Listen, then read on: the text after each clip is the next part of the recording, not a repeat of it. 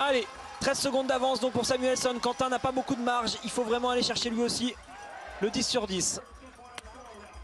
Il est solide, Quentin Fillon-Maillet, la marche qu'il n'a pas sur les skis, il assure derrière la carabine. Son dossard 18, le dossard 31 pour le moment est sur le pas de tir, c'est celui de Quentin Fillon-Maillet. La réalisation ne sait pas à quoi nous montrer. Sachez que la première balle de Quentin Fillon-Maillet a atteint la cible, ainsi que la deuxième.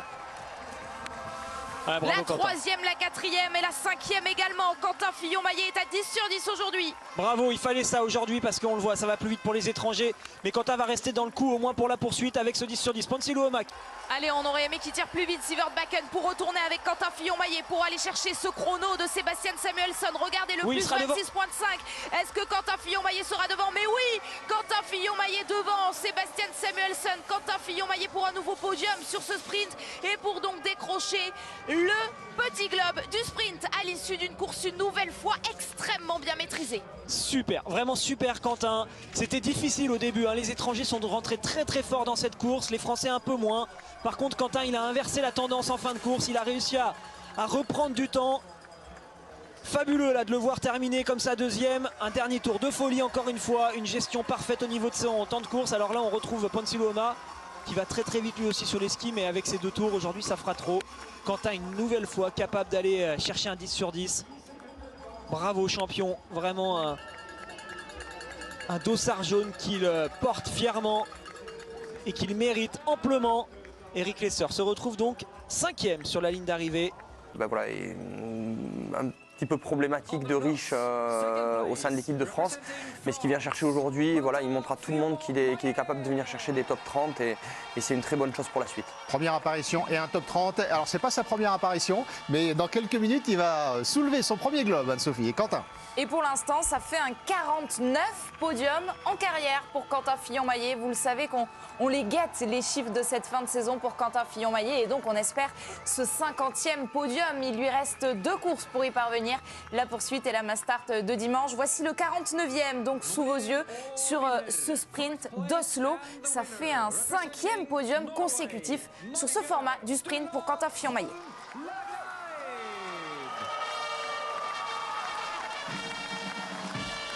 L'admiration d'Alexis pour sur la light. Moi j'étais impressionné par les deux premiers aujourd'hui, vraiment chacun à leur façon, sur là qui retrouve son niveau et qui mène la course de bout en bout, et Quentin qui gère super bien son affaire malgré des débuts difficiles, qui arrive à revenir sur cette deuxième place. Franchement les deux sont au-dessus du lot cette saison, il n'y a rien à dire. Et ça fait une deuxième victoire cette saison pour Sturla Leigrid. La première, c'était sur la première course de la saison, sur l'individuel d'Östersund. Il ne s'était pas imposé depuis, même si on l'a vu monter sur le podium à plusieurs reprises, 3 fois très actif. Il est là, le tout premier petit globe de sa carrière. Alors on sait depuis 2 semaines qu'il a sécurisé le petit globe de la poursuite, mais il ne le tient pas encore entre les mains. Ce sera demain le petit globe de la poursuite. Voici donc la toute première fois que Quentin Fillon-Maillet touche du cristal dans sa carrière. Il peut l'embrasser. C'est le petit globe du sprint qu'il tient entre ses doigts.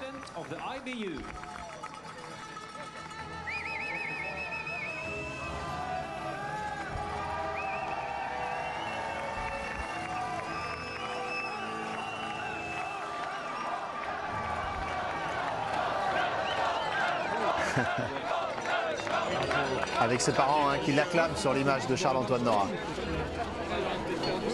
Ils étaient plus jolis avant, les globes. Il le tient comme son petit bébé. C'est vrai qu'il aura mis du temps. C'est son premier, c'est important son premier. C'est vrai, il le tient vraiment comme un bébé.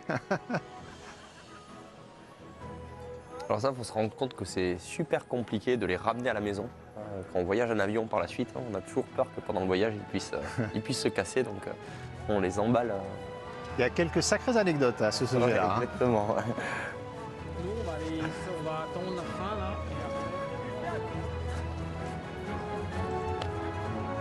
Alexis, là, ça matérialise tout ce qu'il a réussi, Quentin.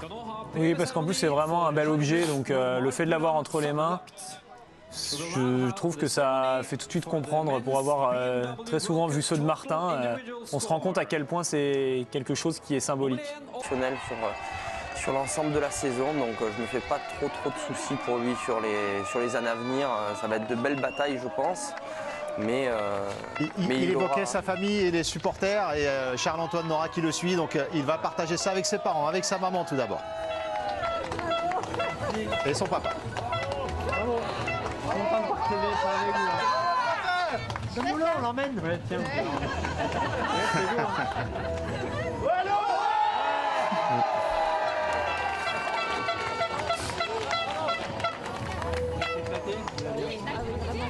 Ouais, c'est grand, Quentin. Merci. Il manque que deuxième pour faire un peu de muscu.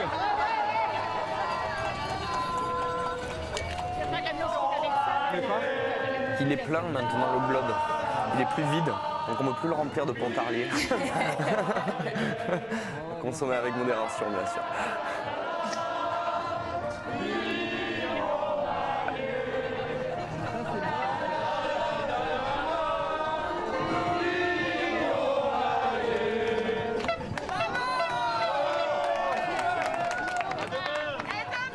Merci, elle est déjà dessus. Ok. Je savais pas. Notre dispositif spécial à gauche, Pierre Esquer.